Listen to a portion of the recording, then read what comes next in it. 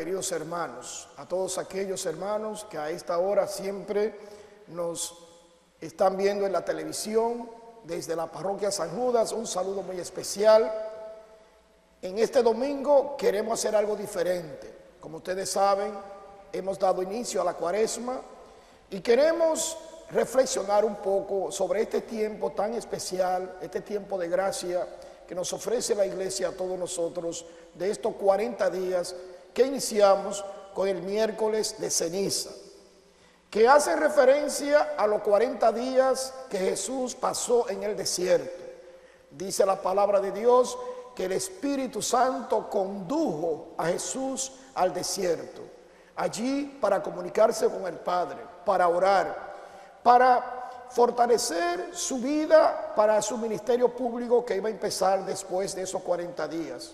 Sin embargo, Satanás, que siempre se aprovecha de las ocasiones de más fragilidad y de más flaqueza, aprovechó que Jesús tenía 40 días y 40 noches ayunando y en oración. Y Satanás viene a tentar a Jesús a ver si cae en las tentaciones. También estos 40 días aparecen muchas veces, el número 40, un número simbólico en la Biblia. 40 días apareció el diluvio en Génesis 7:12, el diluvio de Noé. 40 días donde se renovó toda la creación, muriendo al pecado y renaciendo a una nueva vida, a una nueva esperanza. También en el libro del Éxodo y el libro del Deuteronomio aparecen los 40 años del pueblo de Dios en el desierto. El pueblo de Dios que estaba en la esclavitud en Egipto, cruzó el Mar Rojo y por 40 años caminó hacia la tierra prometida. En esos 40 años el pueblo de Dios experimentó la presencia de Dios, la tabla de los 10 mandamientos, pero también el pueblo de Dios fue tentado y cayó en las tentaciones, hasta en una ocasión construyó un becerro de oro y empezó a adorarlo. También aparece en la Biblia, en Primera de Reyes 19:8, que Elías, decepcionado, perseguido, sale caminando sin rumbo, deseándose hasta la muerte. Dios viene, lo alimenta, lo ayuda, y por 40 días Elías sube hasta el monte Horeb, donde tiene una experiencia transformadora que al final exclama diciendo: ardo por el amor de Dios.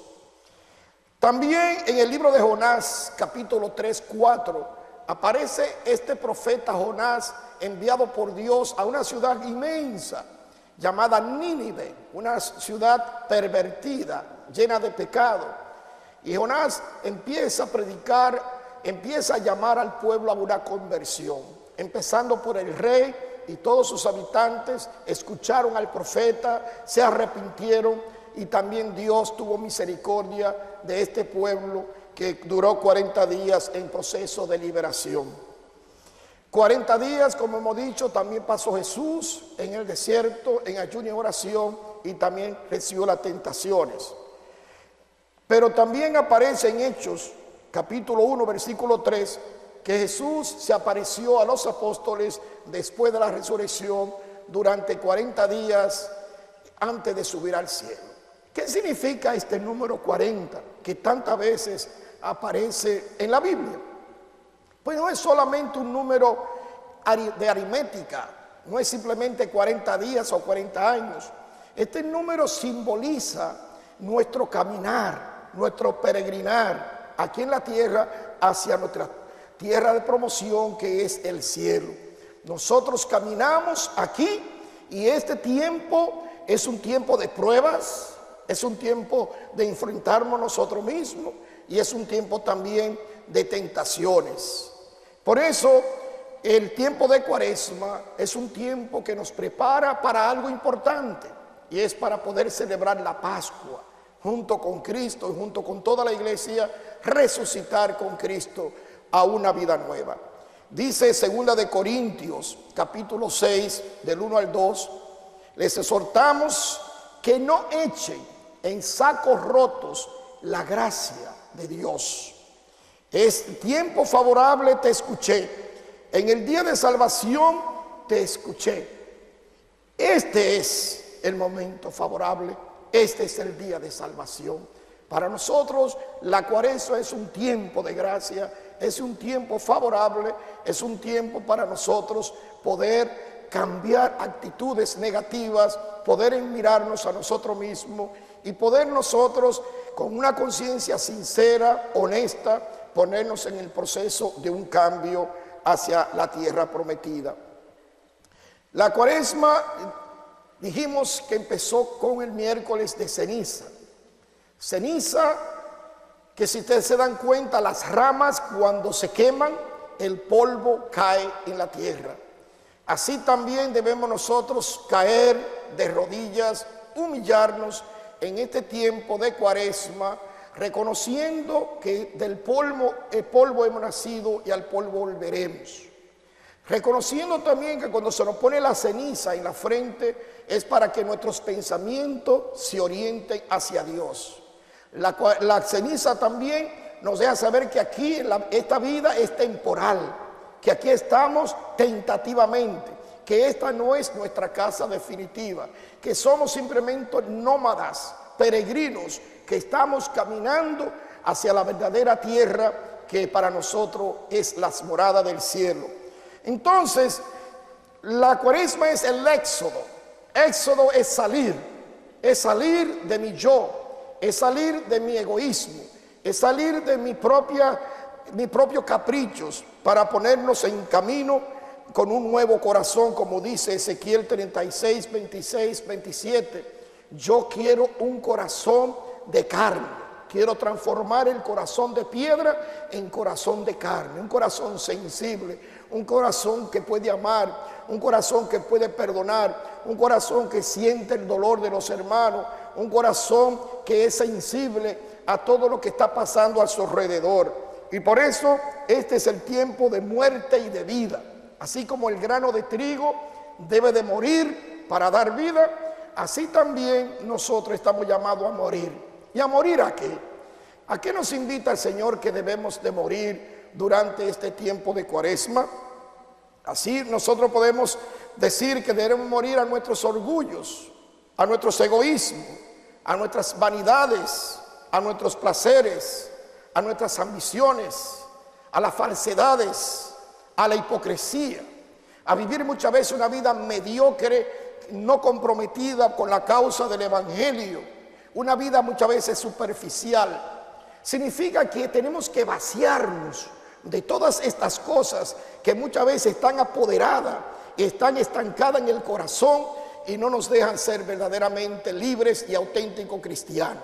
Vaciarnos es humillarnos, es reconocer nuestras flaquezas, pero también reconocer que hay un Dios infinitamente bueno, un Dios grande y maravilloso, misericordioso, que siempre está ahí para acogernos y recibirnos. Significa entonces, mis hermanos, que este tiempo de Cuaresma es un tiempo de metanoia. Y metanoia es una palabra que significa conversión. Y la conversión no es simplemente dejar un hábito o dejar de hacer algo. La conversión viene desde adentro, desde el interior.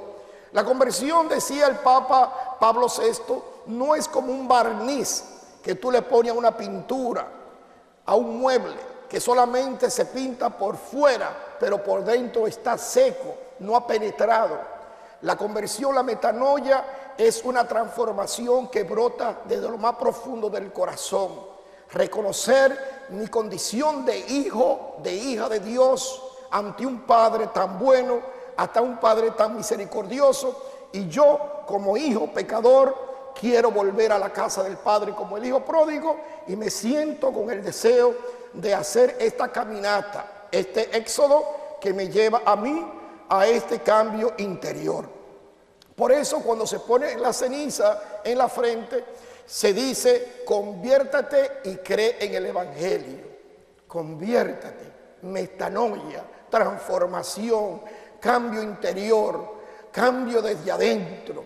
Muchas veces cosas que nos duelen, malos hábitos, vicios, situaciones pecaminosas que debamos sacudirnos, transformarla para crecer en nuestra vida espiritual y verdaderamente ser libre. A esto nos invita, mis hermanos, este tiempo cuaresmal.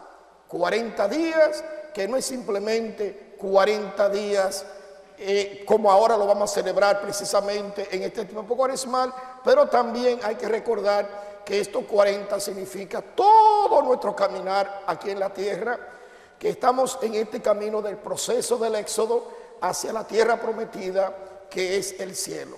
Por tal motivo, mis hermanos, aprovechemos este tiempo de gracia, este tiempo de salvación y de misericordia que ofrece la iglesia para todos nosotros, que podamos de verdad mirarnos sinceramente cada uno de nosotros y empezar este proceso de conversión que nos va a hacer a nosotros más felices, más auténticos, más libres, ligero de equipaje, podamos caminar con más libertad hacia la tierra prometida que es el cielo. Vamos a pedir al Señor que todos nosotros podamos entrar en este proceso de conversión para que podamos vivir la Pascua con Cristo resucitado y podamos un día participar de la Pascua eterna en el cielo. Paren ahí. Son como 10 minutos. Con la reflexión de este domingo acerca de la Cuaresma.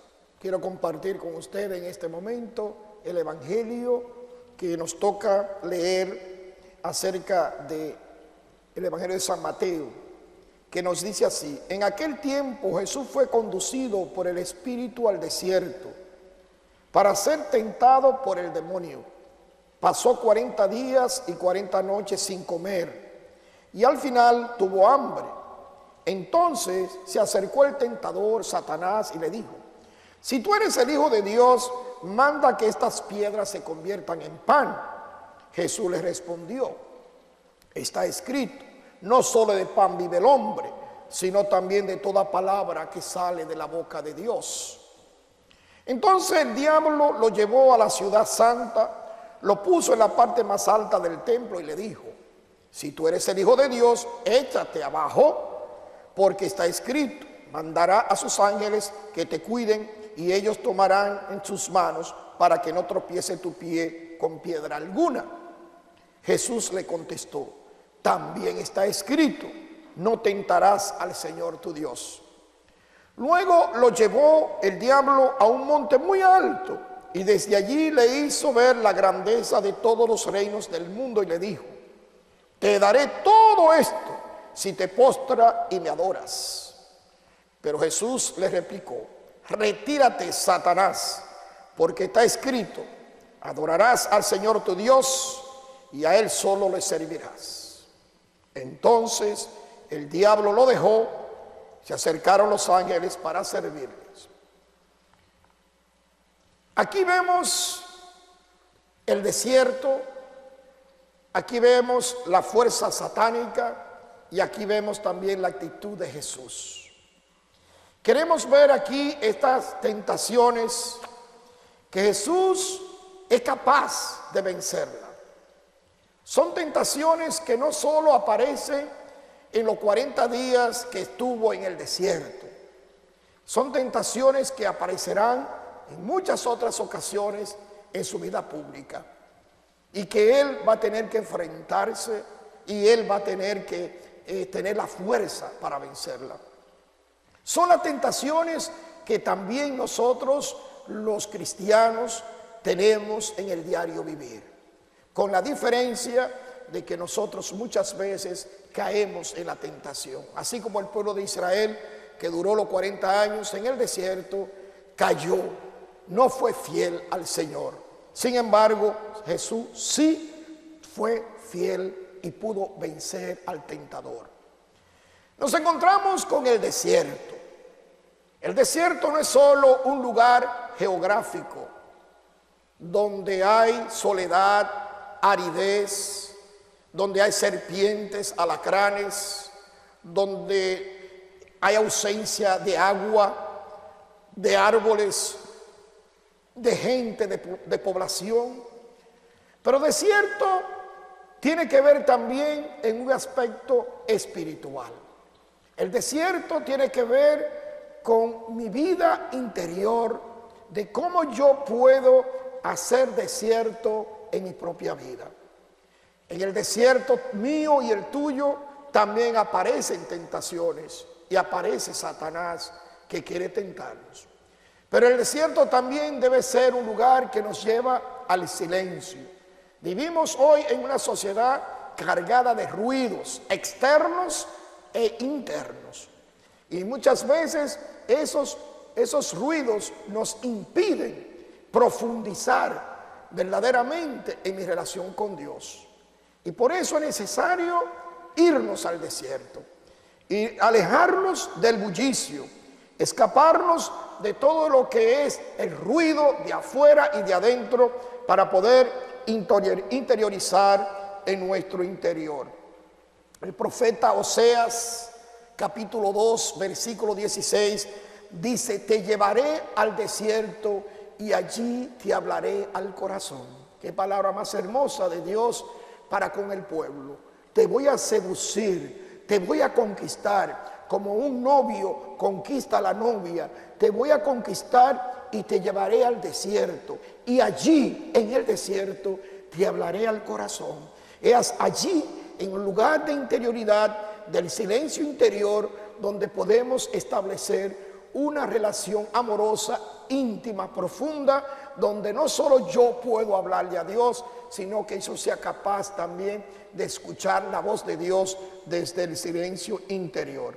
Por tal motivo, no estamos hablando de un lugar físico, geográfico, estamos hablando de un desierto interior para enfrentarnos con nosotros mismos, para enfrentarme con mi yo, para encontrarme con el Señor, como Elías, Primera de Reyes 19:12, que se encontró con el Señor no en el ruido, no en el terremoto, no en el relámpago, sino en aquella brisa suave, en el silencio. Se cubrió de Dios y dijo: ardo en el amor de Dios. ¿Qué son las tentaciones? Es querer desviarnos del proyecto de Dios. La tentación es siempre tratar de quitarnos a nosotros del camino que nos lleva hacia Dios. El diablo pretende desviar a Jesús, separarlo del proyecto del Padre. Mientras Jesús oraba y reflexionaba sobre su misión, Jesús estaba preparándose porque iba a iniciar su ministerio público y estaba en comunicación con el Padre, estaba preparándose en 40 días de retiro para continuar su proceso. Ahí aparece Satanás. Jesús sabe que a él espera humillación, sufrimiento, dolor, amor, cruz, desprecio, muerte. Entonces, ante toda esta cosa que Jesús está pasando y sabe que esas son las cosas que le esperan en el futuro, las tentaciones pretenden decirle a Jesús: escapa, no le haga caso a eso, vamos a hacer la cosa más fácil. Y eso nos pasa también a muchos de nosotros. Queremos que todo salga fácil, sin sufrimiento. Hay muchos cristianos que quieren vivir solamente la Pascua sin pasar por el Viernes Santo. El Viernes Santo para nosotros significa que a todos nos llegan nuestras cruces, que todos tenemos nuestros sufrimientos, que todos tenemos momentos de dolor, pruebas, etcétera, y que todo ello, si lo sabemos asumir con fe, es propio del cristiano, porque a través de ello nos purifica, nos une más con el Señor, y es un proceso que nos lleva a nosotros a morir con Cristo para resucitar con Él a una vida nueva. Es decir, Satanás quiere poner la cosa fácil, el triunfo sin esfuerzo, dejarse atraer por la popularidad, los espectáculos del poder. Pero Jesús ratifica su determinación de hacer única y exclusivamente la voluntad del Padre. Todos somos tentados, muchas veces caemos en ella, pero tenemos que tener cuenta que en los momentos difíciles, en los momentos frágiles, es cuando Satanás más se aprovecha a ver si nosotros caemos en la tentación. Todo el mundo entiende No todo el mundo entiende, pero todos sabemos los cristianos que del fracaso se lleva al éxito, de la derrota se llega al triunfo, que de la muerte se pasa a la vida. Entonces miremos las tres tentaciones. La primera, convertir piedras en pan, saciar simplemente una necesidad biológica de llenarme el estómago. En este caso, el diablo invita a Jesús que use su poder de Hijo de Dios para sus propias necesidades.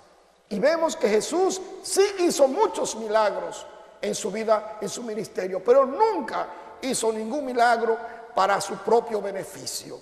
Siempre fue los milagros para los pobres, para los hambrientos, para perdonar, para liberar, para curar enfermos, etcétera, pero nunca usó su poder para sí mismo. Convertir las piedras en pan es querer vivir de nuestros instintos, nuestro orgullo, nuestros egoísmos, placeres, de satisfacerme a mí mismo, de vivir desde lo de afuera, un mesianismo materialista, un mesianismo fácil. Sin embargo, Jesús le dice, no solo de pan vive el hombre. Es decir, estamos llamados a sacrificar nuestros propios deseos carnales para permitir que se cumpla la voluntad de Dios en nosotros. No es el camino ancho, sino el camino estrecho de la renuncia, del sacrificio, lo que lleva al éxito y a la gloria. La segunda tentación, el poder y la gloria. Todos los reinos te lo doy si te arrodillas y me adoras.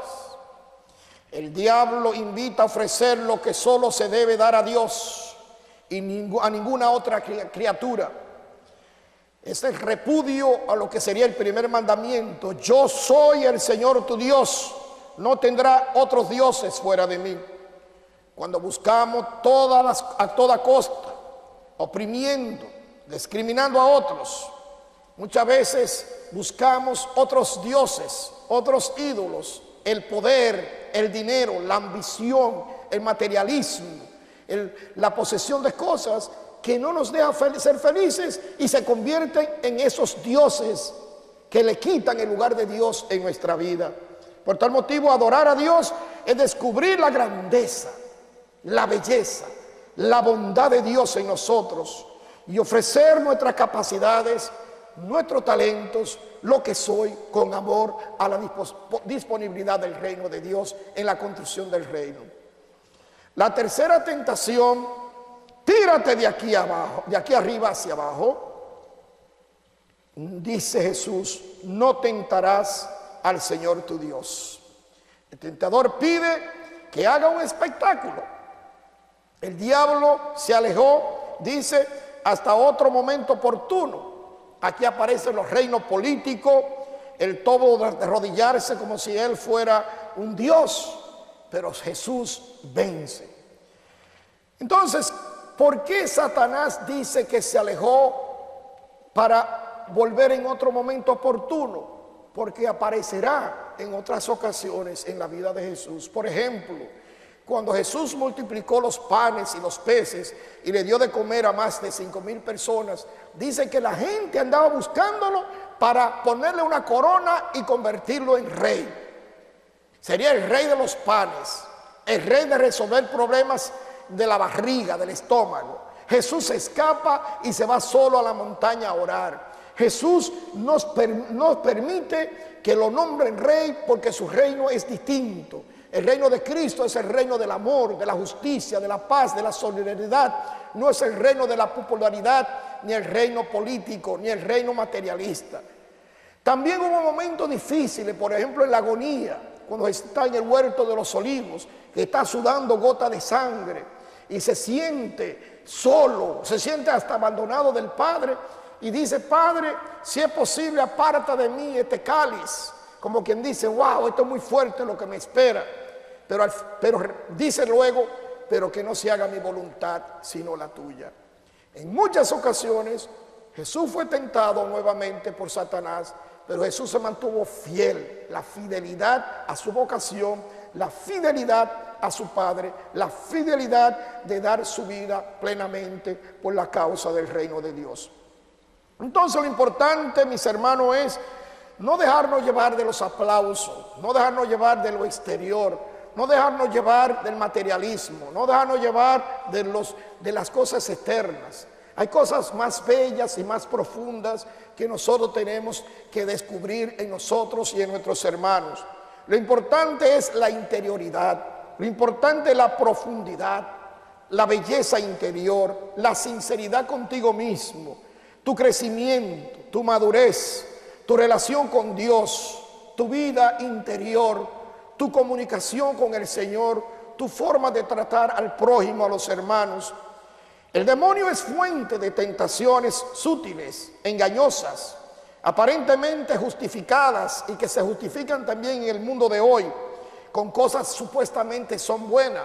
O muchas veces hay personas que dicen, pues todo el mundo lo hace, pues yo también lo hago. Y son cosas que muchas veces Satanás se aprovecha de estos medios para justificar cosas que sabemos en el fondo del corazón que no son agradables a Dios. Por tal motivo, este es el tiempo de gracia que nos vuelve a buscar más a Dios. No confiar en nuestras flaquezas, no confiar en nuestro propio yo, sino en aquel que me fortalece. La unión con Cristo, la unión con el Padre, la intimidad con Él es lo que verdaderamente nos mantiene firme en el seguimiento de Cristo. Por tal motivo la cuaresma es esto: cuidar de las tentaciones, que no solo Jesús, sino usted y yo somos tentados una y otra vez. Y especialmente en los momentos de más flaqueza y de más debilidad, ahí es donde Satanás se aprovecha.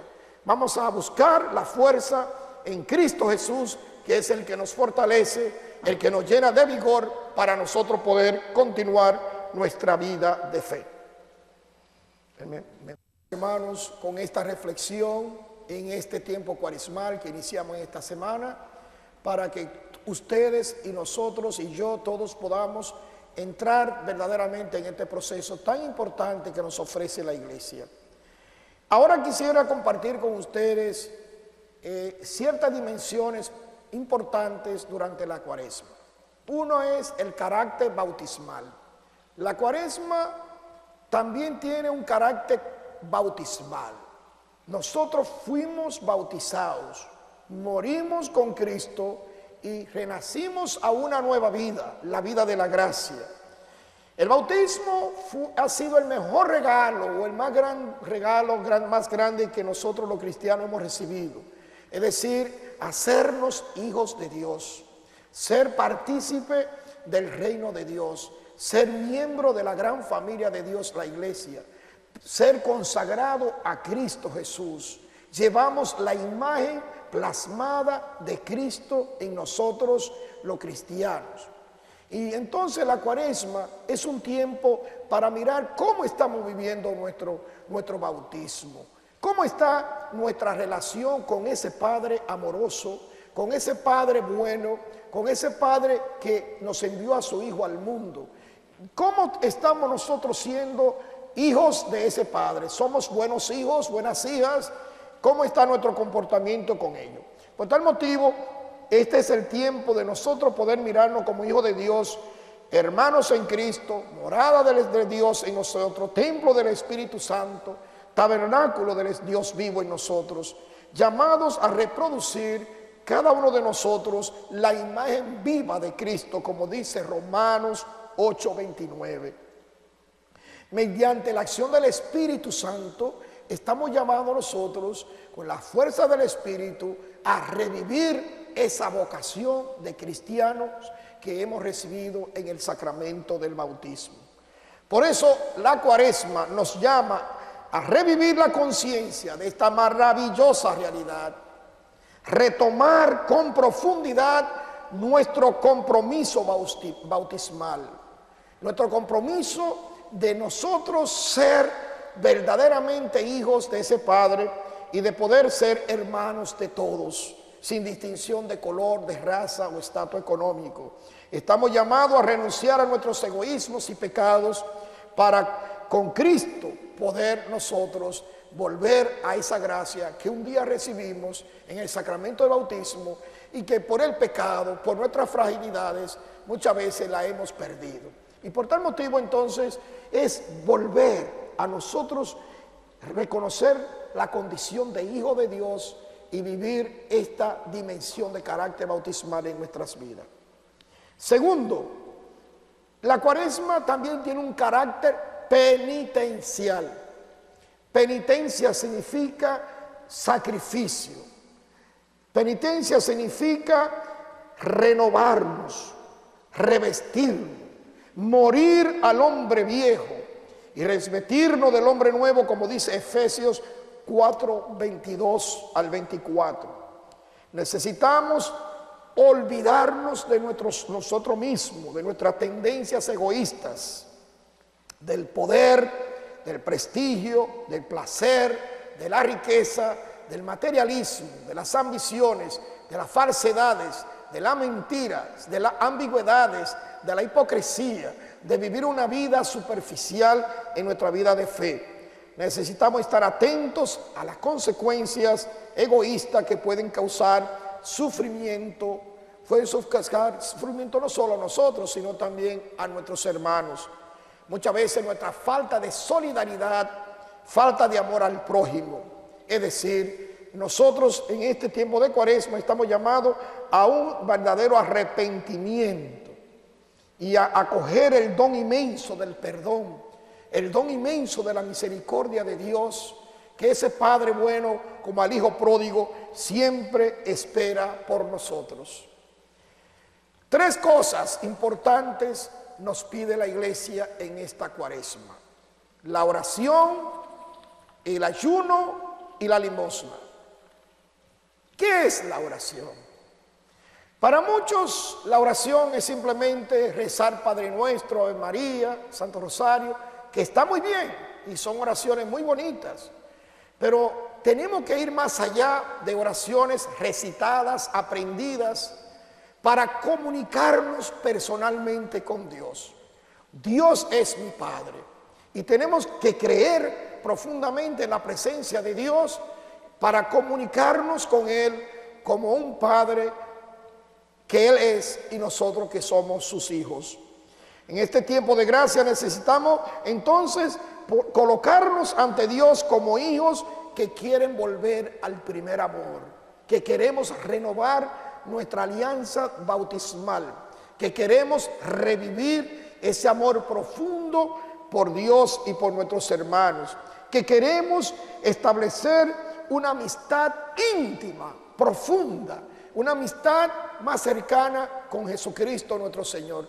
Me hace recordar estas palabras, este momento, aquel episodio de Marta y María, las dos hermanas de Lázaro. Marta estaba muy ocupada haciendo oficio, trabajando, cocinando, etc. Y María se puso a los pies de Jesús a escuchar a Jesús. Y cuando Marta le dice a Jesús: Maestro, dile a ella que me ayude, Jesús le dijo: Marta, Marta, tú estás muy ocupada en tantos quehaceres. Una sola cosa es importante, y María ha escogido la mejor parte que nadie se la podrá quitar. La mejor parte es dedicársela al Señor, es cultivar nuestra relación amorosa con el Señor, es poder entender y valorar que la vida espiritual es lo que perdura para siempre. Todas las cosas materiales, todo este mundo es pasajero, como hablamos al principio de esta reflexión, hablando de la ceniza, que nos hace pensar que nosotros somos temporales aquí, que estamos de camino, que somos nómadas, peregrinos, que esta no es nuestra casa definitiva. Por tal motivo, necesitamos momentos fuertes de oración, que la fuerza divina penetre en nuestro interior. La oración es el oxígeno del alma. Así como no podemos vivir sin oxígeno, así tampoco podemos vivir sin la oración. Así como el cuerpo necesita alimentarse, así el alma necesita alimentarse. Y la oración es el alimento del alma. Por tal motivo no se trata simplemente de hacer oraciones aprendidas, de multiplicar devociones, que también son buenas, pero es abrir los ojos de la fe para reconocer la presencia amorosa de Dios en nuestra vida. La oración ese es el diálogo íntimo, profundo, cercanos con la presencia amorosa de Dios en nosotros. Es vivir en esa experiencia que nos pacifica, que nos unifica, que nos fortalece, que nos transforma. Dice alguien que la oración que no cambia la vida no es una verdadera oración. Por tal motivo, la oración me lleva a un cambio de actitudes, de forma de pensar, de actuar, de dirigirme a Dios y también de tratar a nuestros hermanos. Quiera Dios que en este tiempo cuaresmal podamos dedicar más tiempo a sacar algunos momentos para estar a sola en el desierto interior, en la profundidad del interior, de tú a tú, cara a cara con nuestro Maestro Jesús. Son los momentos más hermosos y son las cosas que nadie nos puede quitar, alimentar y fortalecer nuestra vida espiritual. Segundo, el ayuno.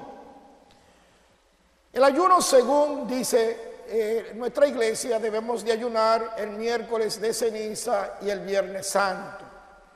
Pero no es solamente el ayuno y la abstinencia de no comer carnes los viernes de cuaresma y el miércoles de ceniza, que está muy bien y hay que hacerlo. Pero más que todo es la búsqueda del vaciamiento, del desprendimiento que debe haber en mí. El ayunar significa yo vaciarme de mí mismo, de mi propio ego, para poder dar espacio a la presencia de Dios. Es renunciar a cosas y caprichos para poder entregarme más al servicio de los pobres y necesitados. ¿Cuál es el ayuno que le agrada a Dios? Isaías 58, del 6 al 7 dice: romper las cadenas injustas, dar libertad a los oprimidos, compartir el pan con los hambrientos. Es decir, mis hermanos, que en sí no es solamente dejar de comer algo, es dar, es ser generoso, es pensar en los más pobres, es ayudar más a las personas necesitadas.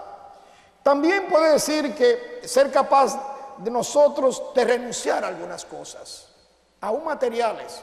Podemos pensar, por ejemplo, en dejar de comer una comida rica, pero que ese dinero que yo no usé va a ser destinado a los pobres, dejar de comprar alguna ropa lujosa o unas vacaciones para poder dedicar esa ayuda económica en favor de los más necesitados.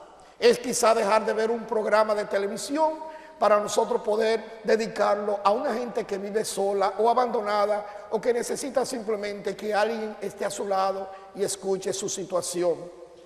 Pero más que todo también hay otros ayunos que agradan a Dios. Es ser honesto, evitar críticas destructivas, es perdonar, es respetar, es valorar a todas las personas. Todo gesto de amor desinteresado y generoso nos llena el corazón de paz y de satisfacción. Hay más gozo en dar que en recibir. Jesús se vació de sí mismo y fue colmado con la plenitud de la resurrección. Por tal motivo, mis hermanos, cuando nosotros nos damos, cuando nosotros somos caritativos, cuando nosotros somos personas generosas, en el fondo sentimos una gran satisfacción interior, porque nos sentimos bien cuando somos capaces de ayudar a un hermano, hijo del mismo Padre, que está en necesidad. Y esto lo conectamos con la tercera parte, que es la limosna.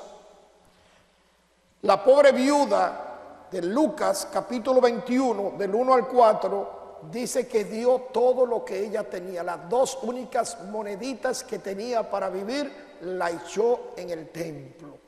Ella no pensó qué voy a tener para mañana, para comer. Ella confió en la providencia divina y dio todo lo que ella tenía para vivir. Dice la Madre Teresa de Calcuta, decía, hay que dar de lo que duele. Muchas veces nosotros nos acostumbramos a dar de lo que nos sobra. Las ropas que tenemos en los armarios que ya no caben, las vamos a sacar, se las damos a los pobres. Está bien, pero eso no es suficiente. Eso es una forma quizás de poder limpiar nuestros armarios. El Señor quiere que demos de lo que nos duele. Limosna no es dar unos centavitos, no es simplemente lo que me sobra. Es pensar en cómo yo me organizo para distribuir parte de lo que yo soy y parte de lo que yo tengo al servicio de los más necesitados. Y cuando digo de lo que yo tengo, tiene que ser no solamente dinero, también de mi tiempo, de mis capacidades, de mis talentos, de todo lo que Dios me ha dado para ponerlo al servicio de los demás. Por tal motivo es compartir para que cada persona sea respetada su dignidad.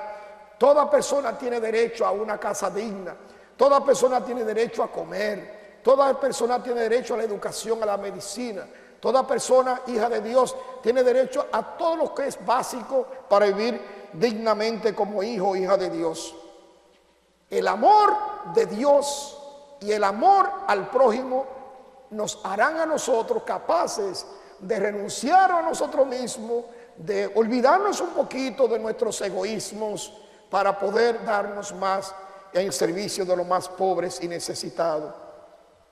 Dice el Papa Francisco en la bula Misericordia Vultus número 15, dice: debemos de abrir el corazón a cuanto hay de bueno en el mundo, y debemos de abrir el corazón en las más contrariedades, periferias existenciales que con frecuencia el mundo moderno dramáticamente crea.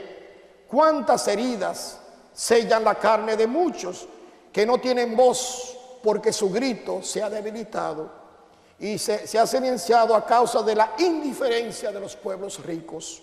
Estamos llamados a curar esas heridas, a aliviar con el óleo de la consolación, a vendarlas con la misericordia y a curarlas con la solidaridad y la debida atención. Quisiera recordarles, mis hermanos, que hay lo que llamamos las obras de misericordia. Las obras de misericordia corporales y las obras de misericordia espirituales. Las obras son 7 cada una. Las obras de misericordia corporales: primero, dar de comer al hambriento. No solo pan, agua, pero muchas veces también hay otras necesidades que el ser humano de hoy tiene: hambre de Dios, hambre espiritual, hambre de justicia, hambre de solidaridad.